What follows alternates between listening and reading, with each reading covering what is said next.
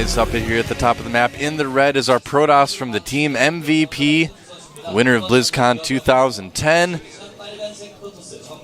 User of many interesting builds. He is MVP Genius. Very enthusiastic fan in here for Genius. He has an enthusiastic fan. All right.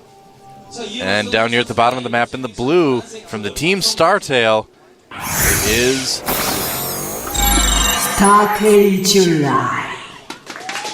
Call him the God of War. Pro gamer from Brood War, did very well. You have his StarCraft old 1 jersey, I StarCraft do. 2. I have his original Startail coat now. I guess that's huge thanks to the Startail team for giving me that uniform. Just blew me away, man. They're so nice. They're so nice, man. Yeah. Slayers gave me an autographed jersey. It's rough to go. I mean, I hate to leave, but it's nice to know that I've made a lot of good friends here. You know? It's a lot Very of fun. true. Yeah. Don't worry, this isn't going to be drama cast. I'm not going to get all emotional. Genius has to go Forge first here because he scouted that July actually made a 10 spawning pool, so he is going to actually deal with some Zergling pressure. Probe, coming back in here, seeing what's going on, wants to know, okay, did you take gas with this? No? Alright, just want to make sure. Going to even do a little bit of probe harassment there on the minerals. Yep. Just going to try to stop those drones from mining a little bit. Kind of occupy that patch, cause the drone to go to another one. And 4 Zerglings in production, not 6. Okay. Huh. Maybe trying to get Genius to go for that Forge first rather than a Nexus Exactly. first, That's basically what he's accomplished here. And now he's got to make the 4 because he knows that otherwise Genius is going to block his hatchery. Oh, look at that. Even getting a cannon before the Nexus. This really worked out well for July. Yeah, he once he saw that, he was like, well, I don't know exactly what July's up to, so I have to make this cannon. I don't know how many Zerglings he's going to make. He's probably going to make 6, but July only making 4. Yeah, July only making 4. July's smart, man. Smart player. Yeah, July, he's been doing some strange things in his play recently, and I feel like he kind of lost himself a little while. He wasn't really sure what he wanted to do, and now he's like kind of coming back to more traditional play. Yeah. A lot of my friends who hit July often on the ladder say, every time I hit July, I just know he's in the 6 pool, and he does. That's what everybody says. That's what everyone says. It's like July ladders a lot, but he always 6 pools. He only 6 pools. Like, someone told me he played against him 3 times in a row on the ladder, and each time he 6 pooled, like all 3 times in a row. I'm like, well, I don't know. I don't know. Maybe that's just his 6 pool practice session. He just plays ladder games and does that, I guess. I guess maybe so. I mean, if he's considering using a 6 pool in the GSL, which he has on numerous occasions. I would say he's done more 6 pools in the GSL than any other Zerg. I don't have the stats to back that up, actually, but I think it's true. It's probably true, man. I'm pretty confident. Somebody will know. Somebody will tweet us. Oh, goodbye, Probe. Probe did see the 3rd base, though. Yeah. That's what he was there looking for. Yep. Mission accomplished. Probes aren't alive. It's okay. You don't need to feel bad for them. Nah, not really. No, they're just robots. It's like if your toaster falls off the counter and breaks. It's like you're like, oh, I need to buy a new toaster, but you don't feel bad for the toaster. Unless it's the brave little toaster. What if it's that toaster your mother gave you for Christmas a few years before and it's really special to you, all right? Well, then you're like, no, my Christmas toaster. And you're like, I gotta go buy a new toaster. Yeah. Maybe you can fix it. I don't know. Like using a fixed by hand toaster sounds really dangerous. That sounds really dangerous, yeah. I don't know about that. I don't know. It's like you put the bread in there and it just electrocutes People you. forget that toasters are actually dangerous. They are. They're really dangerous if you stick a fork in there or something. So don't. The more you know, kids. I once knew a girl who threw a toaster into a pool because she thought the pool water was too cold. And she thought it would help. Are you serious? She was a little kid. Okay. But this actually happened. Was it plugged in? Yeah. Wow. It was terrible. Anyone die? Nobody died. There was no one in the pool. Okay. I was like, is this story going to get really graphic and awkward? Good thing no one died. No one died, but her mother probably wanted to kill her afterwards. I guess you're going in the pool next time. Oh, that's a crazy childhood right there. All right, so 4 gates on the way for Genius. Going to be able to put a little bit of gateway pressure on July if he wants, but more likely he's just going to try to chill out a little bit. 4 is the magic number when you do this Forge Fast Expand build. You want to go up to 4 gates. You can add more if you would like to, but 4 is kind of the one where it's like, oh, I can put pressure on with this. I haven't made too many gateways, but at the same time, he has to be a little bit scared of me, and I can hold off anything he's going to throw at me. It's the magic number. Yeah. made a couple sentries back home just to stay safe, but probably going to see him try to put a little bit of pressure on that third, see what he can do. And the Zerglings are like, oh, hey, can we come in? Speed almost done. The cannon says no, there's too many sentries there. 14 drones in production. Jelizer does not, he doesn't mess around. When he makes a decision, he makes a decision. Yeah, absolutely. Well, that's a strength you see a lot in a lot of younger players, is this ability to just make snap decisions and not second guess yourself. And July has kind of kept that skill a lot longer than a lot of pro gamers have, I think. You know, I think you're right. You see some of the older pro gamers second guessing themselves in games a lot. You don't see Leenock do that. You don't see like Jokachi do that. That's very true. A lot of Zerglings here in the middle of the map, but just not quite enough to fight that army of Genius. Yep. He may try to catch some reinforcements, though, with these Zerglings. We'll see. Such a small amount of Zerglings, you know, really it'd be tough to deal with any sort of warped-in group of units with that. Yeah. With proper controls. Yeah, he's just putting up a couple spine crawlers. And is Genius going to actually go right for the front? It looks like he might. He's going to hit that Zelnaga tower, yeah, and then he's going to go for the third. Yeah, I just like clearing this out the towers. because what he's done here is he's forced now 4 spine crawlers, and July can no longer just make 14 drones at a time. He's actually down on workers right now. It's 50 probes to 45 drones. Wow. And here comes the attack. The spines actually aren't finished. Oh, he missed his timing to take those spines out for free.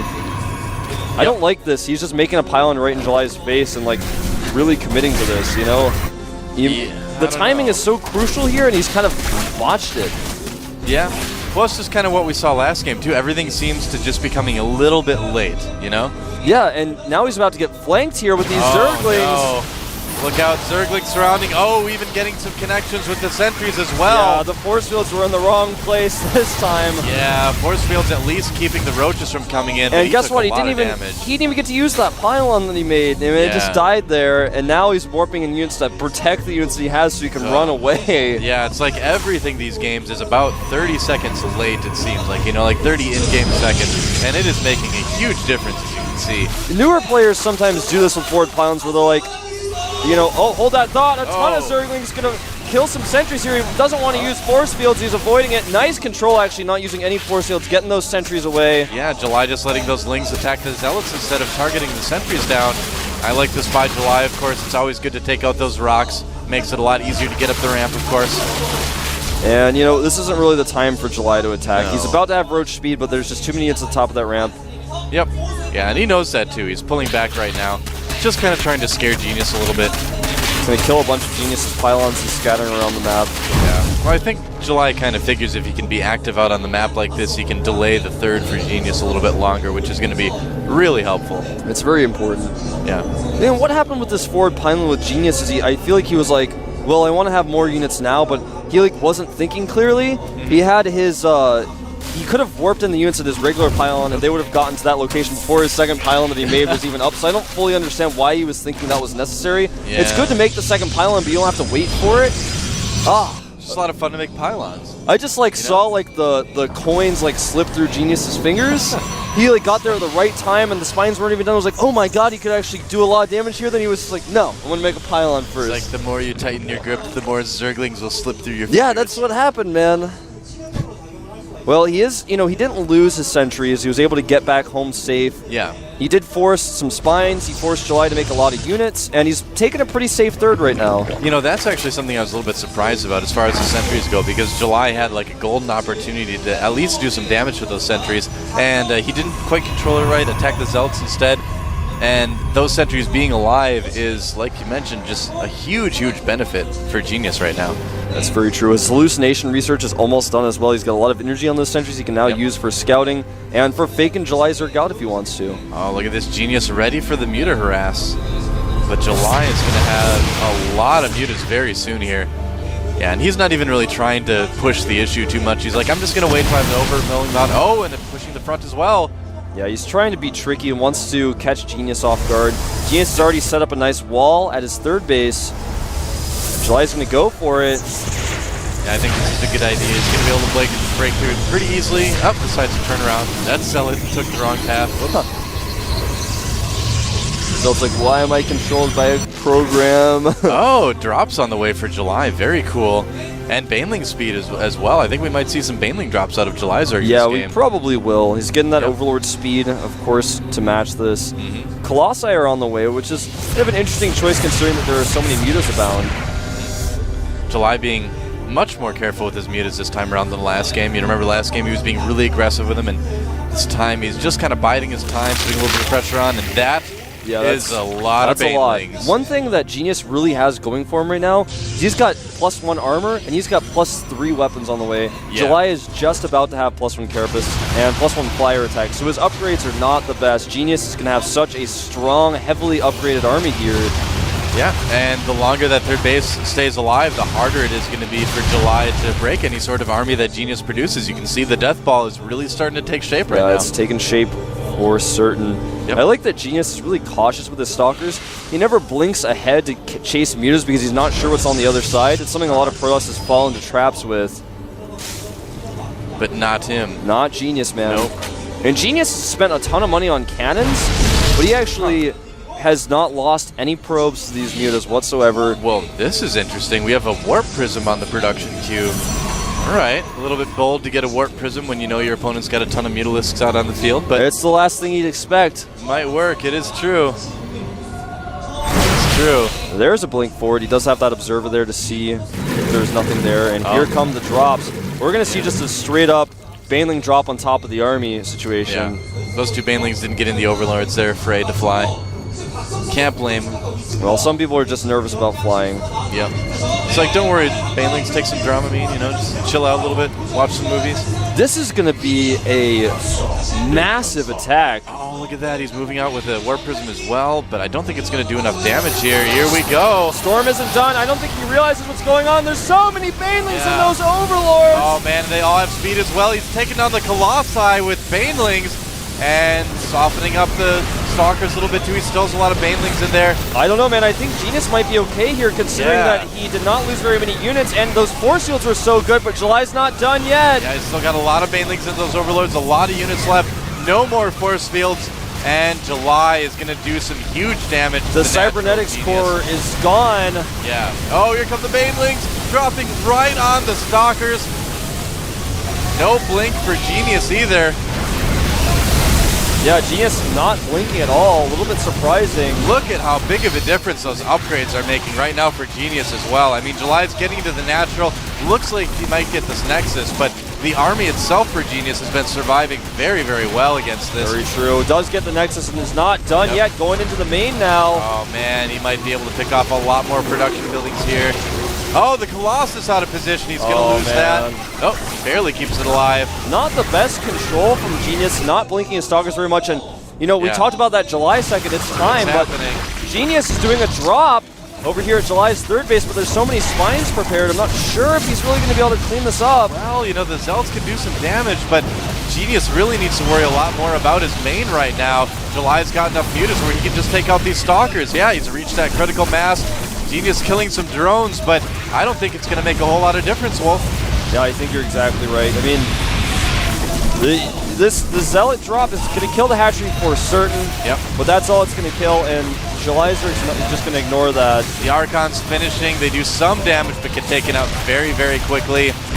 I think this is going to be the end of the line for Genius. He does lose that fourth hatchery, but that's actually, I think that's actually perfectly fine. It's That's not absolutely ideal, fine. but yeah. He's going to lose his Baneling Nest as well, but July has more spines than his natural, and also he can send his Mutas back at any time if he wants to. You know, July's just going to make Mutas and Links for the rest of this game, and he's either going to win it or he's going to lose it. That is all that's going to happen. Very and true. I think he's going to win it, because those Zealots are only living as long as July decides to let them live, basically. Very true. Here they come. Running in here, but there are just two Mutas here, and some Queens and Zerglings, so that's going to be enough. Brave Queen, yeah, he only needs one Muta. That's going to be enough right there. And the Zealots fall, and I think we might see a GG from Genius pretty soon here. Well, it looks like he's going to try to hold out at the third, but you and I both know this is probably not going to work out. I think everyone at home knows too, man. Yeah. Genius is just trying to make a 300-esque last stand. Yeah, he's like, well, I saw MVP last like half an hour against Leenock after he was dead. Maybe I can do it. He's like, I will fight in the pylon tower. It's like, no, Genius, that doesn't help you. Yep. There's just so many Zerglings in there, it's impossible to even see what's going on. Yeah, well, it looks like a carpet I wouldn't want to step on. And that should be about it. Yeah, the final cannon will fall here. Pylons aren't good base defenders. Genius, I looked at his booth, man, he looks a little bit upset, and I don't blame him. GG! Yeah, GG, and Julyzerg taking it down, 2-0. God of War showing us what he's got. He's definitely been playing better lately, I would say. Yeah, but definitely so. Genius, not the best outing for him, really. Yeah, Genius, I could tell he was just not playing his best tonight. You know, he wasn't on top of things.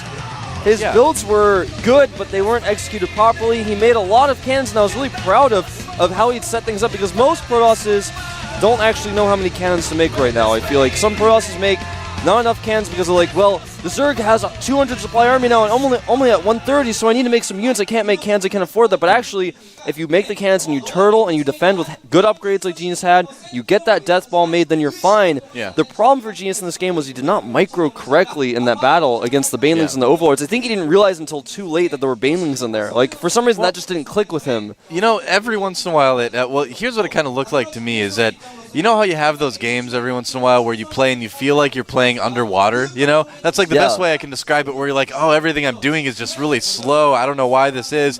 And that's how Genius looked to me. It looked like he was playing underwater, man. Everything was just a little bit too slow, a little bit too sluggish, and you can't play like that against a player like Julyzerg. Julyzerg, man, he is the most predictable player. Like, he's like used to be unpredictable, but he's like becoming the most predictable player. He just makes 60 drones and just makes units until you die. Yeah, that's how he plays ZVP, man. That's pretty much how he plays most of the matchups. That's true, actually. He does that against Terran as well. He's making more drones than he used to, at least. He used to be like 40. He'd be like Metalopolis and be like, yeah, 40 drones. He's like, if I need a new base, I'll just move my he's drones. like, if I need to take the gold, that's fine. He just drops the hatchery there. Yep. Yeah, but, you know, it worked out today, so Julyzerg moving on to Code A round 3. And if July wins his best of 3 in that, he's back in Code S. Easy as that, and even if he loses, he goes to the up and down matches. And, so he's set. Yeah, well, Genius is going to the up and down matches as well. So, yeah, not bad. Everybody's happy. It's just a happy ending for everyone. Yeah, I mean, Genius did not look very happy when I saw him over there. It is still disappointing. It's disappointing to lose, but I think he knows he just had an off day, and he's not out of Code A or anything like that, so he's just going to be around. Yep. And it's not like it's not like the old Code A, you know, second round. You're just stuck in Code A until next season. You know, then you have to go through the brutal round of 32 again. It's a nightmare. Well, we're going to take a 5-minute break, guys, or might be a little bit longer here, but don't go anywhere. Be back with more Code A action here at the GSL.